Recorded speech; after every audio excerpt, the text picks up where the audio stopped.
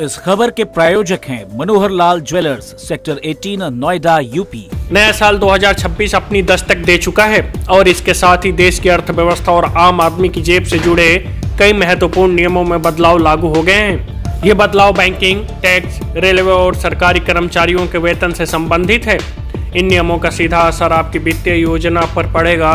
ऐसे में आपके लिए जानना जरूरी है कि 1 जनवरी 2026 से क्या क्या बदला है और आगे क्या क्या बदलाव होंगे, ताकि समय रहते सही प्लानिंग कर सकें। बैंकिंग क्षेत्र में क्रांतिकारी बदलाव 1 जनवरी से लागू हुआ है। अब क्रेडिट ब्यूरो आपके क्रेडिट स्कोर को हर 15 दिन के बजाय हर हफ्ते अपडेट करेंगे। यह उन लोगों के लिए बहुत फायदेमंद है जो लोन या क्रेडिट कार्ड के लिए आवेदन करने वाले हैं।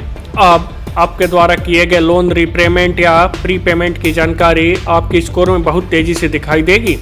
इससे आपकी क्रेडिट प्रोफाइल अधिक सटीक रहेगी और बैंक आपकी वर्तमान वित्तीय स्थिति के आधार पर तेजी से निर्णय ले सकेंगे। सरकारी कर्मचारियों और पेंशन भोगियों के लिए 2026 एक बड़ी उम्मीद लेकर आया है। ऐतिहासिक रूप से एक नए वेतन आयोग का कार्यकाल पिछले आयोग की समाप्ति के अगले दिन से शुरू होता है।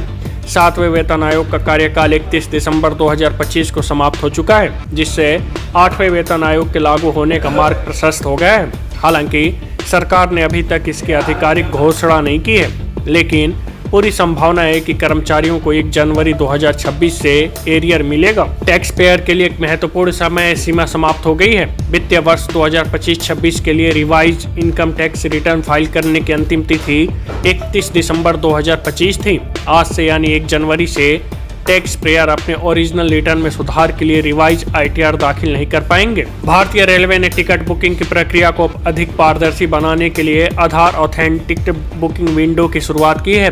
5 जनवरी 2026 से जिन यूजर्स की प्रोफाइल आधार से वेरीफाइड है, वे एडवांस रिजर्वेशन पीरियड के पहले दिन सुबह 8 बजे से शाम 4 बजे तक विशेष बुकिंग कर सकेंगे। 12 जनवरी 2026 से इस समय सीमा को बढ़ाकर रात 12 बजे तक कर दिया जाएगा। इस कदम का उद्देश्य फर्जी ID से होने वाले टिकटों की कालाबाजारी को रोकना और वास्तविक यात्रियों को कंफर्म टिकट उपलब्ध कराना है। Bureau report, news first.